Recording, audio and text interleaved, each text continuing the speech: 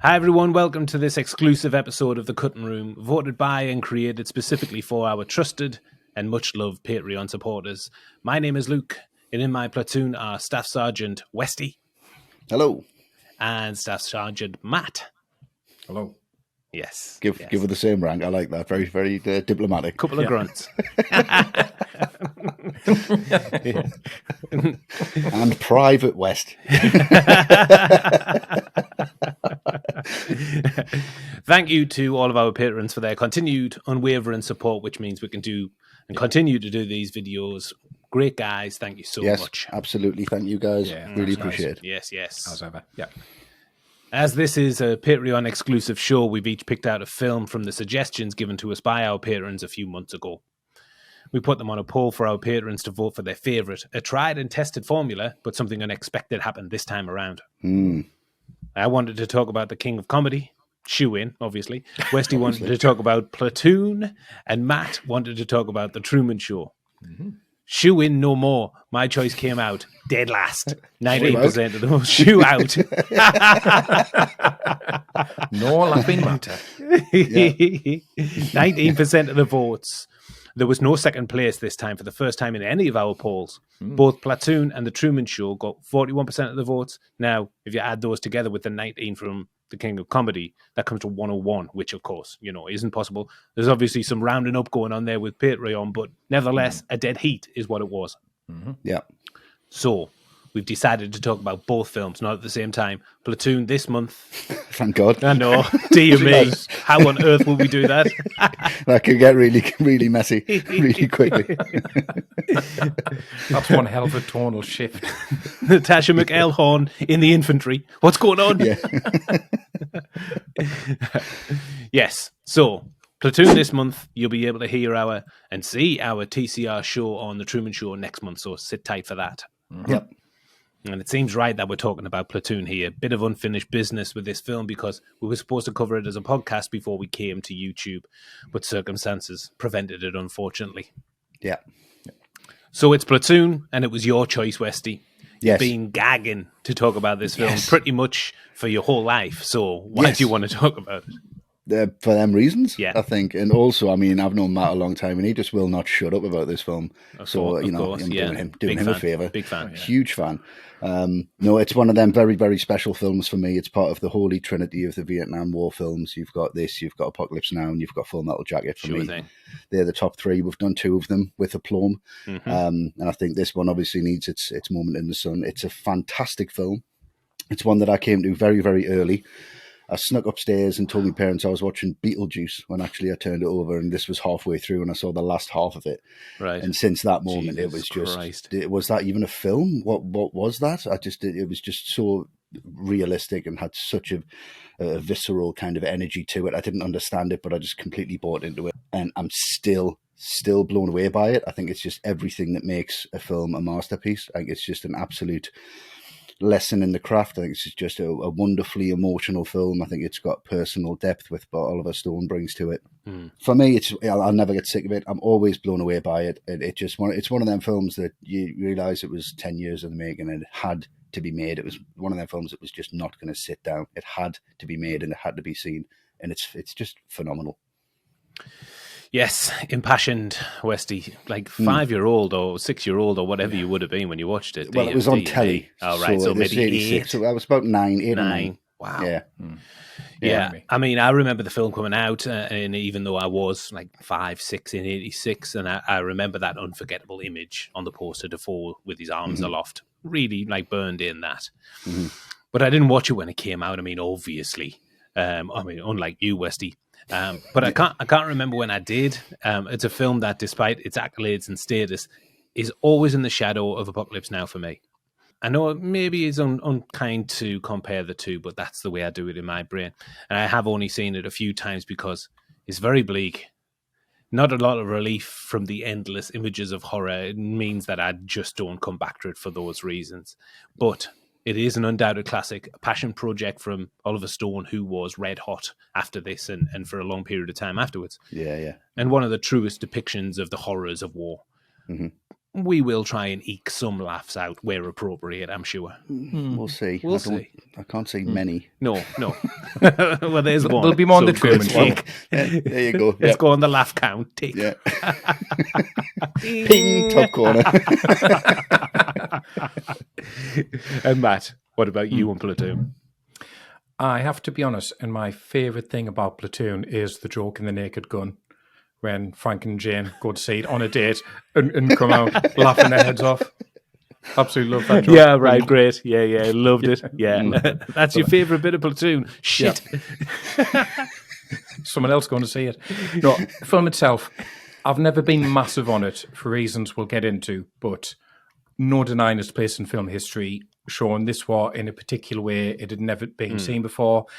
I think Oliver Stone is an incredibly important name from the era to discuss. It's an important film in the genre, and Charlie Sheen is one of the greatest actors of his generation, and one of those statements is not remotely true. We will find out which. Big Chuck Sheen fan over here. Big Chuck Sheen fan. He's never seen Navy SEALs, that's the problem. Right, okay, well, I mean, a varied view from us three here, and an interesting conversation to be had, I'm sure. Yeah. Well, let's get into the thick of it. We're going into the Platoon. In the thick of the Vietnam jungle, new boy Chris Taylor is just another grunt in the squadron who advance through the landscape, experienced in the madness of war. A power struggle between Sergeants Elias and Barnes fractures the harmony of the platoon as they fail to manage internal and external threats. Platoon was written and directed by Oliver Stone, produced by Arnold Corpelson for Hemdale Film Corporation and distributed by Orion Pictures on December 19th, 1986. Merry Christmas. It has a great ensemble cast, but the main players are Chuck Sheen as Chris Taylor, Tom Berenger as Sergeant Barnes, and Willem Dafoe as Sergeant Elias. Yep. On the cutting room, we're talking about Oliver Stone's work as director and writer. We'll talk about the three main cast members and pick out our favourite moments from the film, our highlights. Then we'll get down to the nitty-gritty by finally rating the film out of 10. First up, the leader of the infantry, director Oliver Stone. The man behind the camera, the man that everyone hated on set, Oliver Stone, given his very personal vision of the Vietnam War. Matt, what do you think of Oliver Stone's work on Platoon as director? I think it's very, very honest, and I wouldn't expect anything less from Oliver Stone. He served in Vietnam, so he brings a wealth of experience to the film, and this is his voice that we're here. Mm-hmm. And it's one thing Stone does throughout his career, it's to speak truth to power. You know, he doesn't care if it makes him unpopular, doesn't care who he's kind of needling, he will do it. And famously, I know he made this film in response to a John Wayne film called The Green Berets, which I've not seen, but by all accounts is absolutely dreadful. And he wanted an honest film about Vietnam, which is what you get here. So you get that in little details when Chris passes out in the jungle, and you get that scene where Elias goes through his equipment. Don't eat that. Get rid of this. Don't eat that. Don't eat that.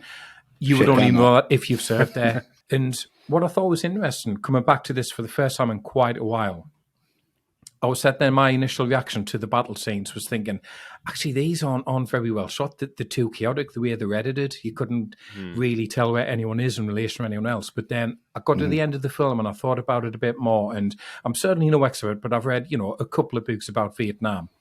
Mm-hmm. And I realised actually that's kind of the point. The jungle is so dense that the soldiers would often say they didn't know what the hell they were shooting at. They didn't know where the enemy was. They didn't know where they were in relation to like someone else from their platoon who might just be 2 yards away.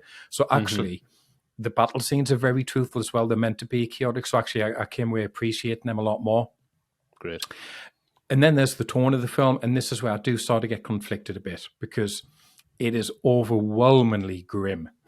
I mean, to start off with Chris, seeing the body bags, and it just continues along that path of going, yep, this isn't going to be a patriotic, uplifting experience whatsoever. No let up. Mm-mm. I mean, we're going to talk about it, but the scene in the village, I could barely get through it. It's so hard to watch that.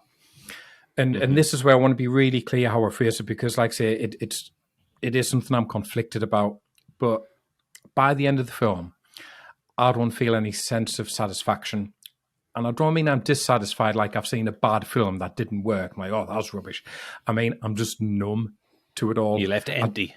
That's exactly it. I don't have an emotional reaction because I feel Stone has just kind of clobbered me into submission. like throughout the film for 2 hours.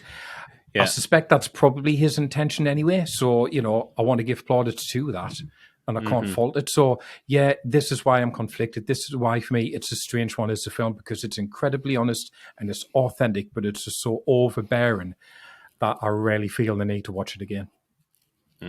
Wow. Yes. Westy, how are you feeling about those words?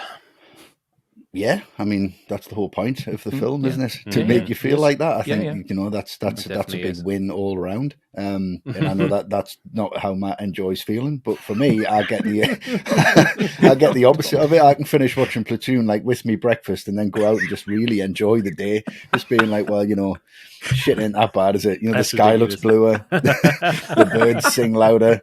You've been smoking too much of this shit, Joe. He was recently on the Joe Rogan podcast, which was fantastic from Stone. He was really, really good on it. Yeah. Talking about his book that he'd done and the influences in Platoon. And now he mentions gung-ho all the time. This patriotic gung-ho attitude where filmmakers are just getting it wrong. They're getting it wrong. And the reason I love this film and what he brings to it is that he has the military advisor, Dale Dye, who heard about this film being made. I think in 1976 or 77, when he'd first written the script, he'd heard about it floating about. Yeah. And he thought, when this gets greenlit, I'm going. And he just kind of came from nowhere and said, I'm military advisor on this film, by the way. He read the script and he's like, I'm doing this. And Stone was like, yeah. We've both been in the trenches.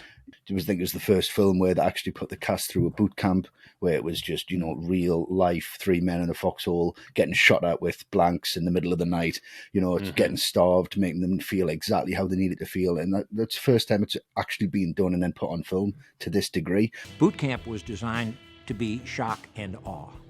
And I think, the experiences that they had and the experiences that Dale Dye had and what they bring into it, they had such passion about it and there's such an emotion about this film.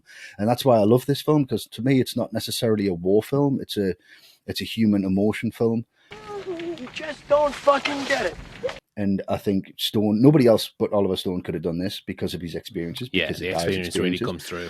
Yeah, and I think the actors really, really understood the assignment. I think everyone gets it and everyone brings their A game to it, even though they're sick, they don't like his attitude. He makes them vomit. He just makes them uncomfortable. But it's on screen. In lesser hands, it could have been an absolute car crash. It could have been a mess, but it's not. It's just incredible. I love it. Yeah. When you mentioned gung-ho, when you said all he went on about was gung-ho. Yes. I thought you meant, for a split second, the Michael Keaton 86 comedy, I think, where he works in a car factory and he has to go to Japan. You've waited about 5 minutes to say that. Massive speech about Oliver Stone's direction, about Dale Dye being involved, the emotion of the human race. You know that Michael Keaton 1986 film Gung Ho? Is that what? That's what I thought you meant. Fantastic! What a podcast. Because I laughed and I felt as though I need to explain that laugh. I thought I'd said it wrong. I'd mispronounced something. I thought, did I say something? After the cast finished training, like you mentioned, they went through boot camp, 2 weeks of it, absolutely outrageous. After they finished it, they were given this kind of like moonshine coconut rum as a reward finishing, and they all got absolutely pissed. And we woke up the next morning at about 4 a.m., driven to the location and shot the first scene, all messed up, all hungover, all in their gear that they'd been in for 2 weeks in the boot camp. And you can see that on screen as they're walking right at the start during the credits. Yeah, that's when Forrest Whitaker, Big Harold, actually slips and falls down and like lands into the camera, which was a complete accident, but they just left it in because he was still half cut. Yeah, yeah. Still just exhausted, just falls, they just leave it in the film. So you get reality in the first, 45 seconds, first minute? Exactly. Stone didn't get the support of the US Department of Defense when making the film because obviously its themes and its anti-war message. I think Coppola met the same resistance when he was doing Apocalypse Now. Ironically, they did give their support to another film from 86. Have you any idea what that was? Gung Ho.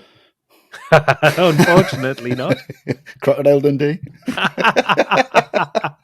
No, it wasn't. Top Gun.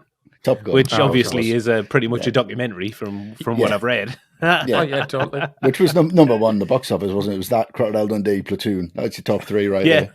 Brilliant. There's your Saturday night in. Yeah, right. Just choose your order very, very carefully. I'd start on Dundee, end on Platoon. That's me. Really? I'd end on Dundee? Surely. Of course you would. Everyone would. What I think Stone does very effectively is give you the sense, as a viewer, that you're on the front line in the trenches with these guys. Right at the start, you're dumped into the thick of the action without any exposition or backstory for Chris. I think it's quite disorientating because it feels to me like we're kind of missing something. Like we've been yanked out of reality and now all of a sudden we're fighting in Vietnam without so much as an explanation as to why. Mm-hmm. And I'm sure that's a conscious choice from Stone to reflect potentially what it felt like to be in plucked from familiar surroundings at home and then dumped into a war you don't understand in unfamiliar terrain. You're there for a year. If you're looking to get out alive, just point and shoot. Basic training, that's it. And it's really hard to come to terms with it as a viewer. For me, it's a real culture shock, as it would have been for these kids who were there basically sent as fodder. And I think you can hear a lot of that in their dialogue. They pretty much all have the feeling that they're doomed. If you get out, you're one of the lucky ones.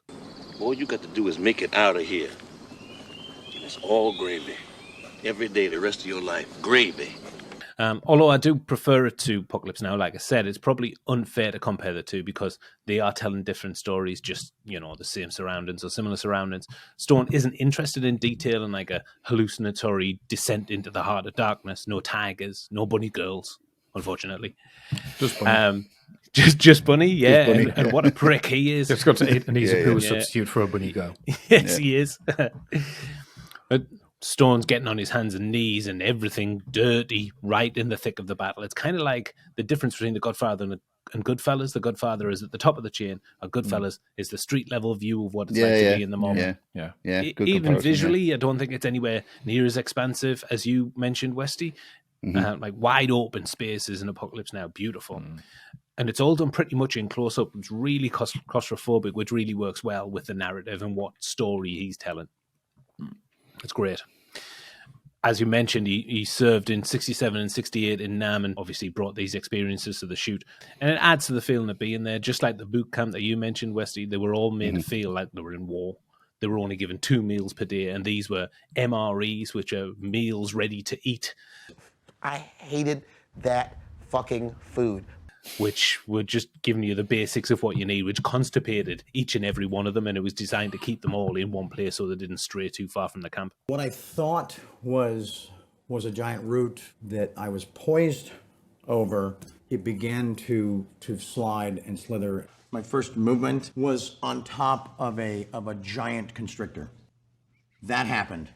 And Stone pretty much shot it sequentially, the film, meaning that when characters died in the film, the actors would leave the set. So once Big Harold buys it, Forrest Whitaker was out of there. So this heightened the feeling of loneliness and isolation in the dwindling cast members. So by the end, they weren't acting, they were just reacting to what was going on around them. He's gone. And you feel that loss. And although in hindsight, the cast were unanimous in their opinion of Platoon being some of their best career work, they all at some point during the shoot hated Stone for what he put them through, reducing a lot of them to tears. Stone was called a dark, evil genius. I mean, I'm not surprised. No. So all the turmoil was worth it for Stone, though. The film went on to win Best Film, Best Director at the Oscars, and in retrospect, he's made one of the definitive Vietnam War films, do you think, fellas? Absolutely. Yeah, definitely. It's part of the top 3. Based on his experiences in the war, Oliver Stone wrote the first draft of Platoon in 1969 and sent it to Doors frontman Jim Morrison in the hope that he would play the lead. He was involved in Apocalypse Now as well, wasn't he? Yeah, he was, yeah. A copy of the screenplay was found in Morrison's apartment at the time of his death as well. At that time, Stone got no interest in the script because the war was still very much in the hearts and minds of the country. There was interest in the late 70s with Sidney Lumet slated to direct and Pacino to star in the lead, but by the time films like Apocalypse Now and The Deer Hunter came out, what was the point of doing another Vietnam War film? But after the dust settled on those films, he finally got his shot almost 20 years after writing the first draft. So Westy, what do you think of Oliver Stone's writing on Platoon? I think the writing for this is pretty superb. I mean, you can see the dialogues on the page. Yeah, and everyone who read it wanted to be in it. And he had a long list of people, few people who didn't want to put up with the boot camp who actually left, and he could just replace them immediately because he just had a list as long as his arm of people who just wanted to be part of this project. Yeah, it snaps and it's great, and there's not a wasted line. And I think all of the set pieces are just based on experience, and you can see that it's just got this real depth to it. And I know that actually most of the characters were inspired by 3 separate platoons that Oliver Stone was in.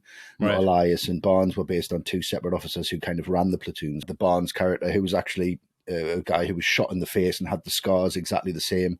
He drank, he didn't smoke the weed that everyone else did, and that's kind of parodied in the film and kind of carried on through that. And Stone says people who drink alcohol are far more dangerous than the people who smoke weed, and they both have this kind of like conflict between them, which I think is fantastic. Yeah. But yeah, I just think that just the realism that comes across in this, you have to have been there, you have to have seen it. And anyone else who isn't in Vietnam trying to write a Vietnam War film is just incredibly obvious. There's little bits in here like when Barnes asks for a Willie Pete when they're in the village, which is like a white phosphorus smoke grenade to throw it down. Right. Just a nickname for it, like a WP. So ask for a Willie Pete, and it's just really quick and you wouldn't realise. No, I'd but it's never got all noticed. of this military jargon that's in there. Yeah, really authentic. I think what the film really highlights is the disharmony between the troops, and that taps into the reality of the whole thing that we've talked about, what you just talked about there, Westy. There's nothing but infighting and internal squabbles, so much so that Elias goes as a result of the power struggle between him and Barnes. Yeah. The US Army was so underprepared, and I mean, completely out of their element. I'm not preaching and I'm doing a history lesson here, but I mean, they would just draft any old 19-year-old in, regardless of the ability, like Bunny, played by Kevin Dillon. This guy should be nowhere near a gun, let alone behind one. He be second immediately. He is a lunatic. He is a loose cannon, an absolute dickhead. And I don't think he's been made that way, though. He's been crafted that way. Exactly. That's what they wanted. They wanted an army of bunnies, really. Not literal bunnies, because that would have been carnage. That would have been Monty Python. Watership down.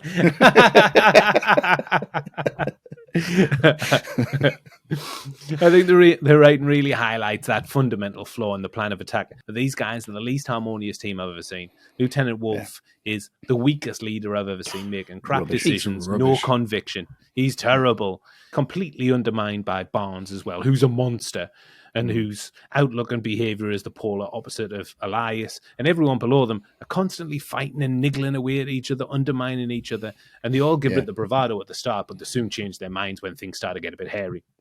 Like O'Neill, played by John C. McGinley. He's got his nose so far up Barnes' ass, he's like Pinocchio. It's horrible. It's great, though. He's got some great lines. He's great. I really like John C. McGinley. Obviously, there are some beautiful scenes when all the guys are together smoking the Old Devil's Delight and singing the Smokey Robinson. Amazing. What a joy that is. But the team is still fractured because the other guys are playing cards and drinking Budweisers, and that division is what gets them in the jungle. Nobody trusts the guy next to them, and as a result, they just fall like dominoes. Yeah, Chris really only has a handful of people he can rely on. King, Big Harold being two of my favourites. Yeah, King's great. King's amazing. And the film, very important culturally, and it gave a voice to those returning vets who were silenced and couldn't really speak about the horrors they'd seen. This film was reality for them. So no matter how tough the film is to watch, and it really is, like you said, Matt, it comes from a plate of absolute reality. And what about you, Matt? Writing on Platoon? It's interesting, isn't it? Because did this film invent all the Vietnam War cliches, or is it indulging in them? I don't know. And again, it's probably very authentic to Stone's experiences over there. But one thing I would say, all that really, really OTT macho dialogue, sweariness, I find that a little tiring, to be honest. And, it's not that I'm like, shrinking violent about swear words by any stretch of imagination, but it's just constantly, geez, sucker, this, that, and with the intensity of the performances, it just gets a bit much for me. I mean, that line in particular at the end, O'Neill saying, "I got a bad feeling about this one. I got a bad feeling." I mean, you know how many times have we seen that line now? And this might be the first. I don't know, fair enough, but watching it with contemporary eyes, it just, really stands out as a very cliched line now. And it probably did feel fresh at the time, but again, the scenes of the GIs dancing around the Motown, it's just stuff I feel I've seen a lot of times now, and I think it's just lost its impact. It's something I'm conflicted about because the film is about the day-to-day existence of being a grunt, which is where you get the great details, like say, Elias, don't take that equipment, get rid of that. Yeah. The Black Ants are the worst, you got a leech on it, all that stuff, that's great. It's just when Stone tries to get deeper than that, for me, it doesn't really do much for me because it's very black and white and it's very basic, this is Elias, he's the good guy. This is Barnes, he's the really bad guy. And if you don't realise that the film is about a battle for the soul of young, innocent Chris, don't worry, because Stone is going to massively spell it out for you at the end in that voiceover. Looking back, we did not fight the enemy, we fought ourselves. I mean, I know, I've just sat and watched it for 2 hours. Yeah, You didn't need to tell I me know that. what you mean, man. Yeah. So it is the writing for me. That means Platoon is way behind the likes of Full Metal Jacket or Apocalypse Now in Vietnam movies, because I just think they did a much better job of saying something interesting about Vietnam. Platoon, when it wants to tell you details about stuff you've never been told before, great. It's probably better than those two in that aspect. But it's when Stone tries to say something profound or deep or emotional that I think it struggles. Right. Okay. Wow. Yeah. An honest take. Well done, Matt. Thanks. Silence from Westy, obviously. Okay. So with real experience in the trenches, nobody can argue with the authenticity in Platoon. Stone has written an unflinching Vietnam War nightmare and one of the best in the genre. We've picked out 3 of the best from a cast overflowing with talent. Well, 2 and Chuck Sheen. Which I'm going to start us up by talking about him, who plays lead part Chris Taylor. On the back of what you were saying about the writing, Matt, it feels a bit like a cliche, this character. Wet behind the ears kid from a privileged background and comes to Vietnam and he's known that as little as everybody else, but thinks he can do some good. Sees the horrors of war, comes back a different person forever. And maybe that's a cliche in retrospect, but it doesn't feel like unique writing in the character for me. But it is from the heart, as we've discussed. I know that Sheen isn't a favourite of yours, Matt. No. Was that be fair to say? That would be very fair to say. Fair to say, okay. I mean, he's not a favourite of mine, really, but I do have some nostalgic affection for him because he was around when I was a kid. He's in one of my faves in Wall Street. And yes, I don't think that he's incredible here, but he doesn't pull the film down for me. Okay. I prefer this performance to his in Wall Street. Actually, some of his reaction shots, like in that village scene when Barnes kills the woman, aren't great. Not fantastic. But I think you need someone with Sheen's chops. Oh, you turn in a moment, Westy. Don't you worry.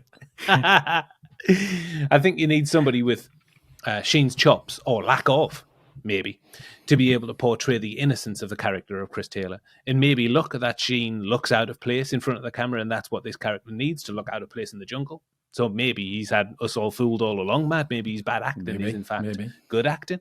Having said that, looking at his career 90s onwards, that argument could be found wanting. There were others in the part for Chris. Sheen's brother Emilio had it at one point. Keanu Reeves turned it down because he didn't like the violence. And Ben Stiller went into audition, but was turned away before he even got a chance to read. Stone said that he looked too cute for war. Get out. So he does Tropic Thunder instead. It's Tropic Thunder. Exactly, yeah. That's what I think of you, Stone. Aside from those reaction shots from Sheen, I think he fits the character well. I think he's likable in the role. Physically, I think he looks the part, and I do buy his descent into succumbing to the madness around him. He's wrestling with his moral values while also getting a thrill out of taking down some of the enemies, so it's kind of a power struggle in his own brain. He's a killer machine by the end of it. And his innocence is ripped away, so much so that he kills Barnes in cold blood, chilling. I mean, when he takes him down, Jesus.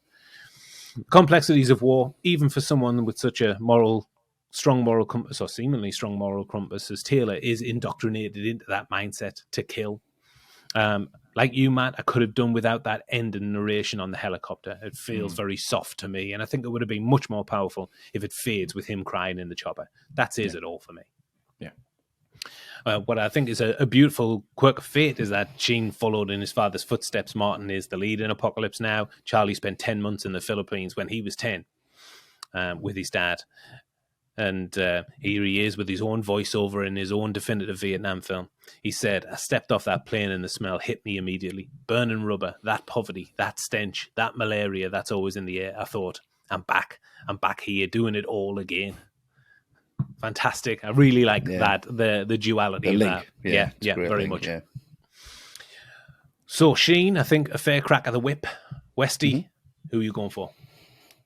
I'm going to go for, I mean, I love Charlie Sheen in this film. I think he's great. Yeah, I'm not going to say much more than that. You've said it. I mean, it's just because I think he is so naive, and he has got that naivety, but it does lead to the character, and it does lead to the character's experiences. I think so.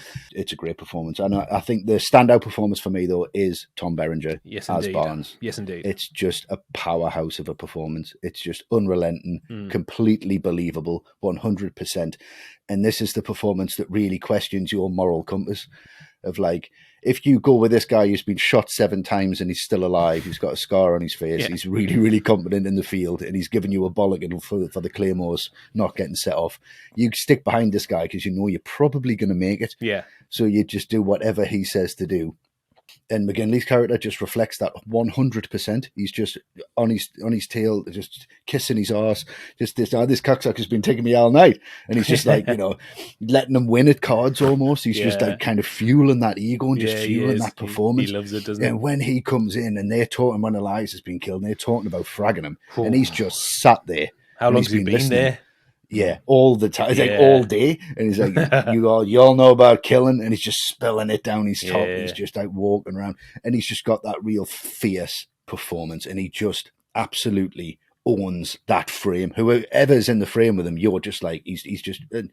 Ra's a big guy, and he's sat on that throne, and he's just like where Elias was. And when Barnes goes up to him and he just puts his head down, he's just like, oh, fucking hell. He's just put up to everybody's face, and he's just there. It's just such a charismatic and powerful performance, and it's thoroughly believable. And you need him in this film because you do not want to be on the side of the bad guy, but he makes you question whether or not you actually would, just to save your own life. So siding with who's wrong here, it's like the devil and Jesus, isn't it? It's that whole kind of divine intervention between the two of them. Who are you going to pick? Do you want to survive and get through this, or do you want to take a chance? And Berenger absolutely nails this to the wall, 100%. It's a fantastic performance. He's not been better than this before or after. No. This is Tom Berenger's standout career performance, and what a fucking performance it is. It's amazing.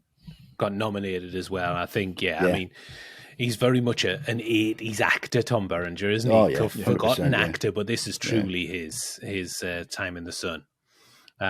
He was specifically cast, and Dafoe the opposite way to subvert audience expectations.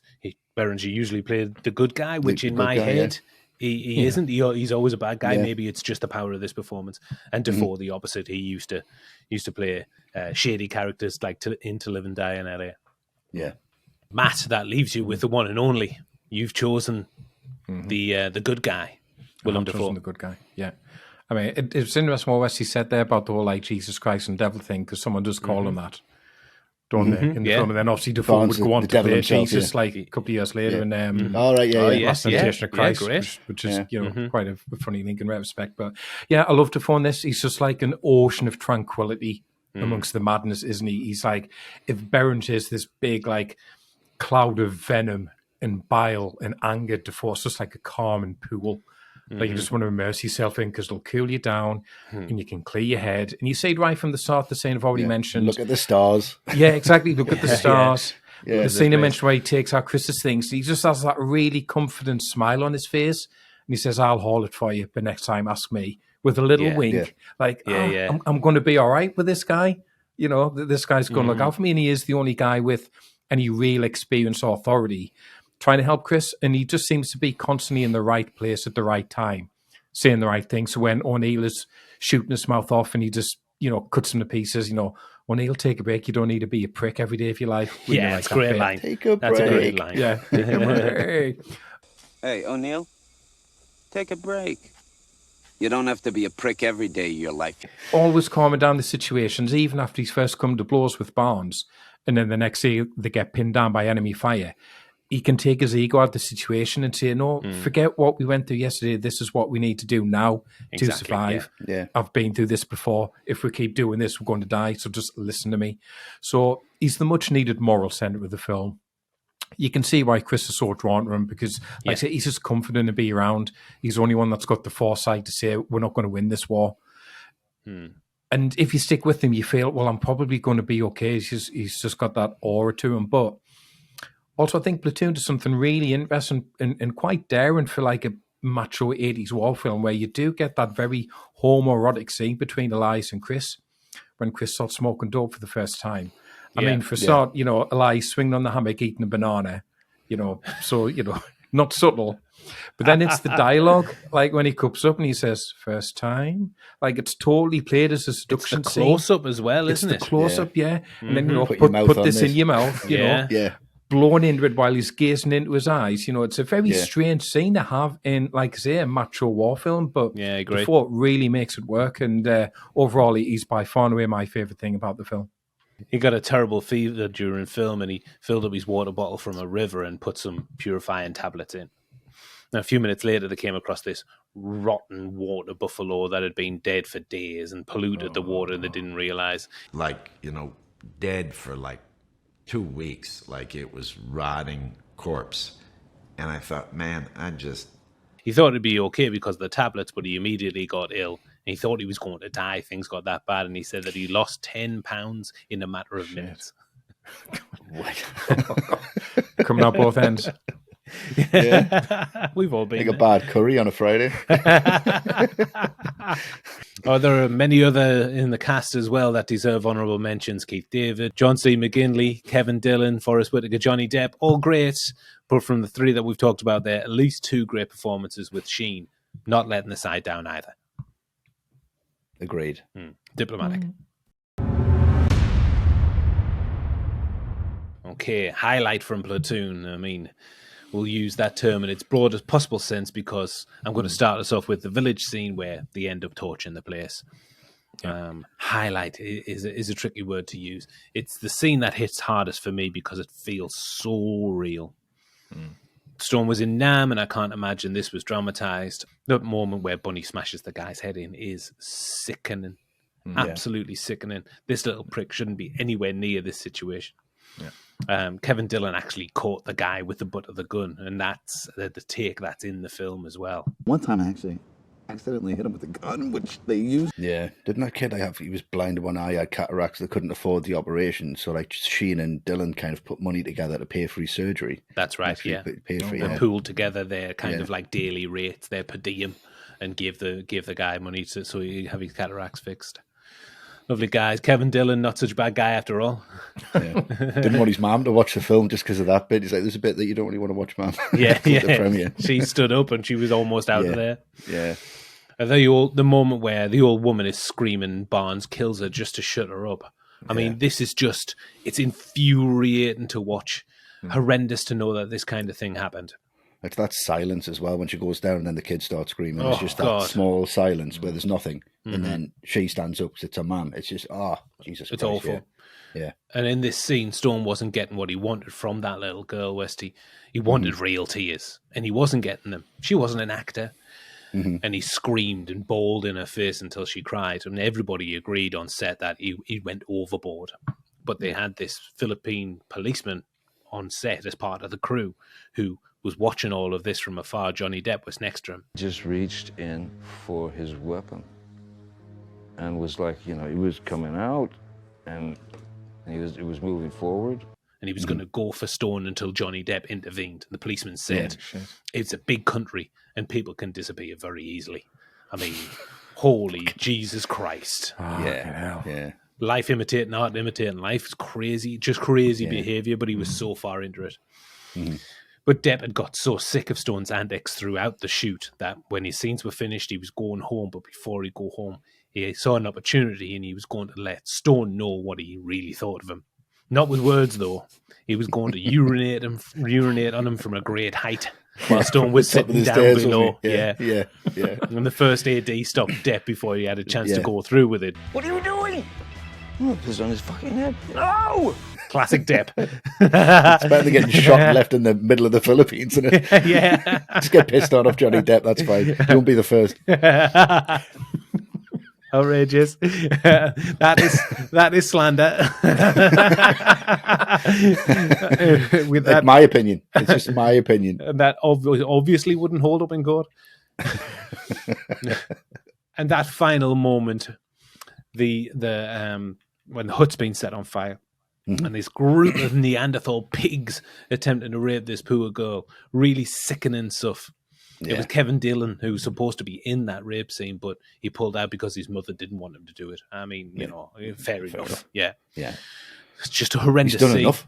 He has done enough. And you don't want that character to be any worse than what you've already that seen. would have tipped that character too far. It would have been too far, Yeah.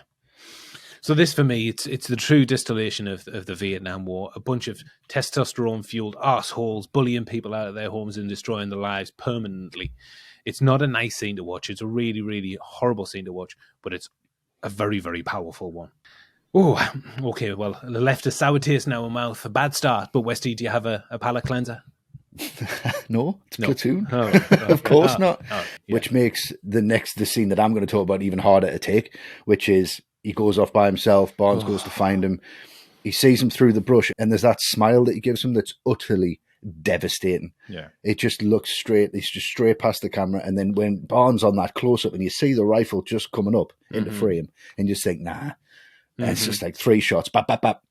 Yeah. And he falls perfectly out of frame, and there's that walk away. And then you just get that absolute pandemonium at the chopper, like, where's Elias? What's going on? He's dead. And then they see him, and you see him run. It's absolutely 100% necessary, the way this plays out, the music over the top. I know Adagio for Strings was a suggestion from Claire Simpson, who was the editor of the film, who won an Academy Award for the editing. Right. It was her idea to put that tune in there, that music in there, which just works incredibly well. It's a devastating piece of music, and it's so beautifully done. And you just see that run through, and everyone's behind him. Dafoe was strapped with squibs. They were all meant to go off as he was getting shot from the Viet Cong behind him coming out of the brush, and he kind of meant to kneel down, and they all meant to go off. And you can see his reaction. He kind of jerks back, and the squibs didn't go off. But Stone said it was such a powerful moment anyway, of him just kind of like reaching up, and you get that kind of mid-shot. And when he falls and then the chopper's over the top of him, it just kind of comes over the frame, is incredible. But I know the whole look of that was based on a photograph from 1968 by Art Greenspan, who was a military photographer. And when I heard that, I thought, shit, I'm just going to see the poster from Platoon. It's just going to be some guy in black and white just being like exactly the same and ripped off. But it's not. It's kind of like a medic who's hailing to the helicopters just to come down and just to save him. But losing him after you've seen him in the village scene in Hell on Earth kind of pulling everybody back almost, to losing him completely, you really feel like what that must have felt like for people to lose somebody who they looked up to, or someone who they believed in, or someone who they thought can get them through this. It's utterly heartbreaking. It is such an enduring image as well. Done. Beautifully done. And Matt, you're going to bring up the rear. Favorite scene? Send us out with send us all out with a smile on our faces, springing our step. Like Frank. Every time a bell rings, an angel gets his Don't let us down, Matt. Some are going to go up with that and battle, because it is superb. And this rewatch, this is where it clicked for me about what Stone was doing with the battle sequences. Like I say, the early ones, I was thinking these aren't put together very well. There's no sense of geography to them. But then you get to this one and you realize how deliberate it is, because it's like he's finally letting the camera pull back. And for the first time, I think you get a sense of just how epic this fight is. And it's pretty terrifying, the fact that the Viet Cong are just pouring out of everywhere, just coming out of the shadows. You can't identify one spot where you go, hold them off there and we'll be okay, because they're everywhere. Like which ants, is something, aren't they? Just kind of, ants, which is something I think I've just never seen in a film before this one. I think you don't know where they're coming from next, and you're right in the thick of it. And I just find it really visceral filmmaking. That tracer fire whipping through the night. That's amazing. The explosions going off, the screaming, the yelling. On one hand, it's complete chaos, but I kind of feel, in a weird way, I feel reassured watching it, because I know that Stone and Richardson know what they're doing. It's not chaos for the sake of it. It's like controlled chaos. Yeah. And it's full of detail. So once you see it, you can't forget, like Junior running away and then knocking himself out on the tree. At first you think, oh, well, that's funny. Until then it cuts to him being bayoneted because he knocked himself out. Yeah. Yeah. The suicide bomber running into the bunker, which is obviously where you get your Oliver Stone cameo. That bit. I think that was the most memorable bit on my first viewing of this. I was like, holy shit, couldn't believe that. O'Neill hiding like a coward. And probably best of all, Bunny finally getting killed, because like we say, that guy also. Yeah. And just that realization that they're in such dire straits that they have to call in an airstrike on themselves. because it's the only option they've got left. It's their best possible chance of getting out of it. It's incredibly powerful stuff. And that shot of Barnes about a club Chris, and you get the red light in his eyes just before the airstrike hits. I mean, no one's ever going to say Oliver Stone is subtle, but that's an amazing vision. It is. Yeah, it is. Yeah, very good. Wow. 3 great scenes from Platoon. Not necessarily uplifting cinema, but hugely powerful stuff. Yeah. The world-renowned ATRM rating. Westy, summary and score for Platoon. I thought you were going to call me a world-renowned ATRM, something, but you just went for the rating. That's fine. We're going to go with Westy, a member. Okay, fine. Yeah, I mean, we know it's going to be high scores for me. It's a very, very emotional film for me, personal one. Sure. It's always been with us, and it's always one of them films that I've really appreciated the craft of. I've really appreciated the message within it. I've really appreciated the honesty in it.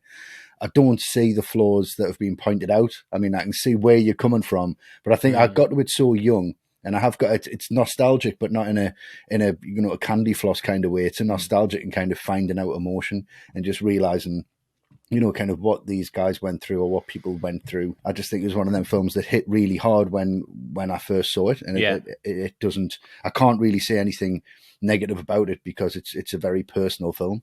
And one of them ones that I'll put up there very, very highly. I cannot separate it between Full Metal Jacket and Apocalypse Now. I think they've all got their own strings to the bow, and they all tell very different stories. I give the last 2 a 10, and this one's no different. This is going to be full marks for me. It's a 10. 10 out of 10. Not surprised. Yeah, I know you've been gagging to talk about this for maybe 3 years, Westy. I know it's a very personal one, so yeah, I'm pleased. Pleased we talked about it. Yes. Matt, score and summary and score, whichever one you want to go first. I'll give you both. It's totally up to you. Yeah. It's normally summary, then score. That's where it's always been done. Usually. I'll completely deflate the tension by saying what my score is first. Then that's it, isn't it? No more to be said. No. I think Westy said at the top, he said something like Platoon is a film that had to be made, and I agree, and it had to be made by Oliver Stone. It's not a film where any other director at the time could have read a history book flicking through it about Vietnam and gone, oh, I'll make that. No, it had to be made by someone who was there, who knew what it was like, and to bring that authenticity to it. And that, in a positive sense, is what I take away from Platoon more than anything else. But it's not a film that's always been there for me, and I do think it's very much a film of its time, and it probably did invent a lot of the cliches that I think are in here, and it's great that it got there first. But also from that perspective, I don't think time has been that kind to it. I think if you came to completely fresh, I think you would think, been there, seen this before, done that. I do have the one big problem in the cast. I'm not going to go on about it. There's some other performances from some of the supporting characters that I'm not massively keen on, but Berenger and Dafoe completely balance that out. They are both excellent. It's a film that I think it's got historical importance more than personal importance. I respect it more than I enjoy it, so it gets an 8. Okay, yeah. Not surprising. Yeah. Okay, well, there is no doubt in the heart and soul that's gone into the film. All the way from Oliver Stone and Dale Dye, they're obviously the beating heart of it, to the cast who sacrificed a lot for the film. It's unflinching in its portrayal of what the Vietnam War was really like. So it's undoubtedly a great achievement and a great film. Great performances on the whole. Tom Berenger, top of the tree. He's incredible. And I love a good ensemble cast, and here I really do like them. There's not any that stick out to me that are a bit low par. But I do prefer Apocalypse Now, and this is a film that I won't rush back to because it really, really is a tough watch. So for me, Platoon gets an 8.5 out of 10. So with all the scores in and silence from Westy, Platoon gets an overall score of 26.5 out of 30.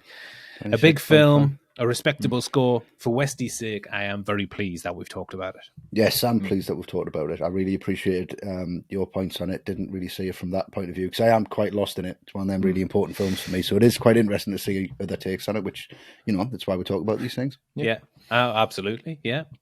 I know what you mean. It's difficult to separate your personal, what you bring to the film personally, or take from the film personally, because it's been there for you for so long, which with me and Matt, it hasn't. Okay, so this episode of The Cutting Room has been created specifically for our Patreon supporters, and there will be an accompanying audio-only version if you want to listen to us on the go. We say it every time, but you guys are the best. We couldn't do this without your support, so thank you so much for being with us. Yeah.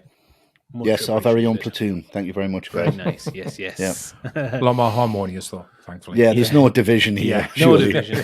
No Elias, no Barnes. We're all good. Yeah. Hopefully they won't dwindle away one by one, and it's just us left in the platoon. Left in the chopper with a voiceover. And the audio only will just be a voiceover. Yeah, just crying.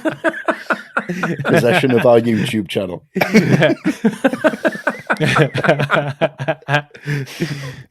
And please, guys, if you could tell a friend about All the Right Movies, get them to subscribe to our YouTube channel and to follow us across our social media platforms. All of them, we're everywhere. Yeah, we've got 2 Twitters now. So yeah, 2 Twitters now. Yeah, back. I mean, they could have given us that 12 months ago, but that would have helped. That would have been nice. It would have. every cloud. Yeah. And that is all we have to say on Platoon. It's been a lovely fucking war. Thanks, everyone. Thanks, guys. Bye. Fucking 26.5 my arse.